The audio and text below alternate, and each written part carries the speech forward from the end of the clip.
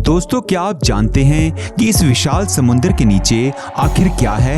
क्या आप विश्वास करोगे अगर हम कहें कि वैज्ञानिकों का मानना है कि पृथ्वी पर 80% ज्वालामुखी विस्फोट समुद्र के अंदर होते हैं? जी हाँ, सही सुना आपने। लेकिन समुद्र के अंदर नदियां भी होती हैं, जिनमें सबसे लंबी नदी है गल्फ स्ट्रीम।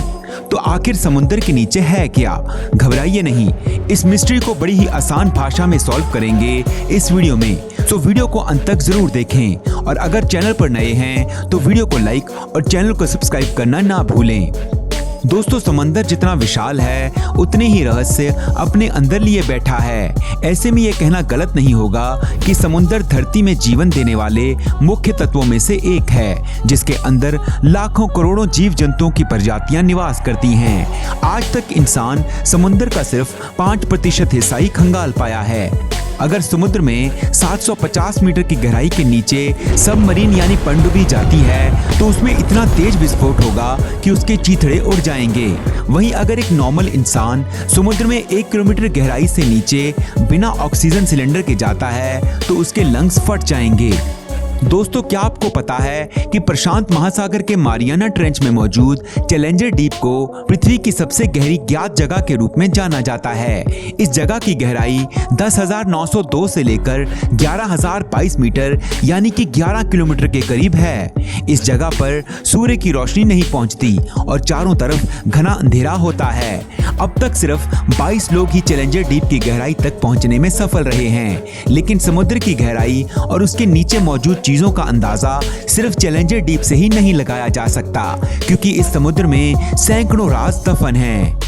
दोस्तों, चैलेंजर डीप तक पहुंचने से पहले हमें ये जानना होगा कि समुद्र में 1 किलोमीटर से लेकर 10 किलोमीटर की दूरी तक क्या क्या घटित होता है। समुद्र में 1 किलोमीटर की गहराई में मछलियों समेत दूसरे जल जीवों की विभिन्न प्रजातियां निवास करती हैं। वहीं समुद्र की सबसे बड़ी शिकारी मछली यानी ब्लू व्हेल अपने शिकार की तलाश में 500 मीटर की गहराई तक जाने की क्षमता रखती है, जबकि आमतौर पर यह मछली 300 से 350 मीटर की गहराई में निवास करती है। अगर आप इससे आगे समुद्र की गहराई में जाते हैं तो आपको 750 मीटर की गहराई में पनडुब्बियां नजर आएंगी।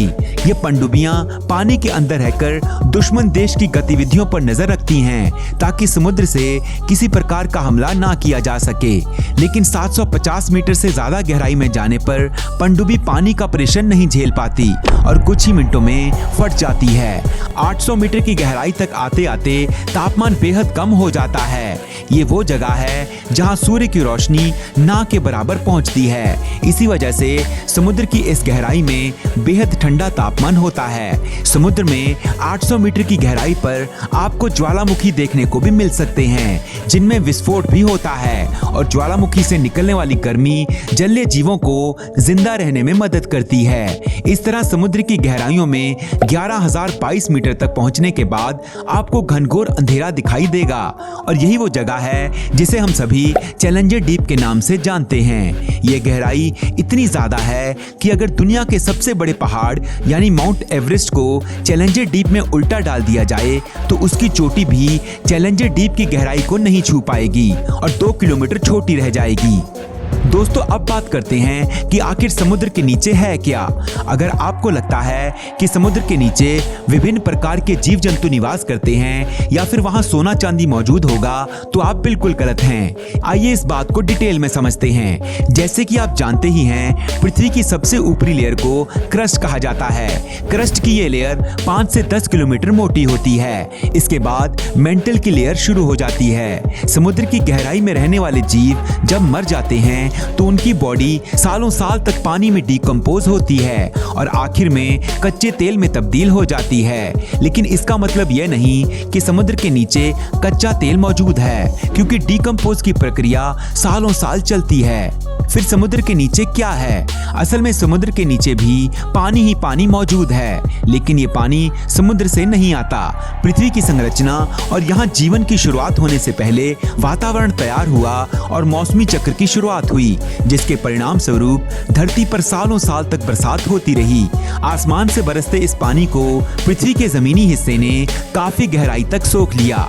वहीं बरसात का कुछ पानी नदियों और झरनों में मिलकर सीधा समुद्र में चला गया। जमीन द्वारा सूखे गए पानी को पहले कुएं और हैंडपंप की मदद से इंसान द्वारा निकाला गया, जबकि अब बोरवेल की मदद से जमीनी पानी को बाहर निकालकर इस्तेमाल किया जाता है। धरती पर जो करोड़ों साल तक बरसात होती रही, उस कारण समुद्र के नीचे कुछ और नहीं बल्कि सालों साल से इकट्ठा हुआ बरसात का पानी मौजूद है। करोड़ों साल तक चले जल चक्र के कारण ये पानी क्रस्ट के नीचे और मेंटल के ऊपरी हिस्से में जाकर जमा हो गया। इन्हीं दो लेयर्स के बीच हमारा समुद्र भी मौजूद है। इसलिए कहा जा सकता है कि समुद्र के नीचे कुछ और नहीं बल्कि सालों पहले बरसात के जरिए धरती पर आने वाला पानी मौजूद है।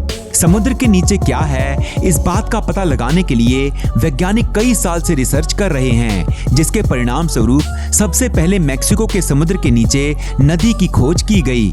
जी हाँ, आपने सही सुना, समुद्र के नीचे नदियां। वैज्ञानिकों ने इस नदी का नाम सिनोटे एंजेलिटा रखा, जो कहीं कहीं पर 115 फीट समुद्र के नीचे बहती है और उसका पानी ताज़ा नहीं बल्कि खारा है। इसी तरह ब्लैक सी के नीचे भी दुनिया की छठी सबसे बड़ी नदी मिली थी, जो 100 फीट नीचे समुद्र में बहती है।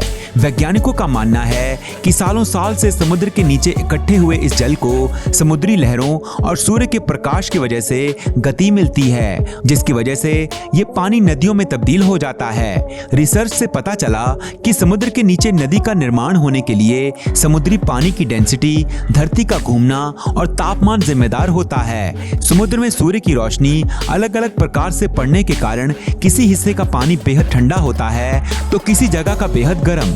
समुद्री पानी के तापमान में इस तरह की विभिन्नता की वजह से समुद्र के नीचे जमा पानी में धाराएं या हलचल पैदा होती है, जिसके बाद समुद्र के नीचे नदी का निर्माण हो जाता है। दूसरी ओर जब एक जैसी डेंसिटी वाले समुद्री पानी की मात्रा आपस में मिलती है तो उससे समुद्र के नीचे जमा पानी में नई धाराएं बनने लगती हैं। ये छोटी छोटी धाराएं एक साथ मिलकर बड़ी धारा का निर्माण करती है, जिसके परिणाम स्वरूप समुद्र के नीचे नदियां बहने लगती हैं। हालांकि इन दो कारणों के विपरीत समुद्र के नीचे नदियों का निर्माण होने के लिए धरती के घूमने की प्रक्रिया को सबसे ज्यादा जिम्मेदार माना जाता है। पृथ्वी लगातार अपनी धुरी पर घूमती रहती है, जिसकी वजह से जमीन के अंदर जमा पानी में कंपन और हलचल होती है। यही हलचल छोटी छोटी धाराओं को जन्म देती है, जिससे एक बड़ी धारा का निर्माण होता है और परिणाम स्वरूप समुद्र के नीचे नदियां बहने लगती हैं। समुद्र के नीचे धरती के घूमने की वजह से निर्मित होने वाली सबसे बड़ी नदी को गल्फ धारा या गल्फ स्ट्रीम के नाम से जाना जाता है। ये नदी इतनी बड़ी है कि अगर दुनिया की सभी नदियों का पानी एक साथ मिला दिया जाए तब भी गल्फ धारा का आकार बड़ा ही होगा। इस धारा में बहने वाले पानी को अंतरिक्ष में घूम रही सैटेलाइट से भी आसानी से देखा जा सकता है, क्योंकि इसका नीला रंग जल्दी से ध्यान खींचता है। इसलिए ये कहना गलत नहीं होगा कि मौसमी चक्र की वजह से धरती पर सालों साल तक वर्षा हुई और उसका पानी धरती के अंदरूनी हिस्सों में जाकर इकट्ठा हो गया।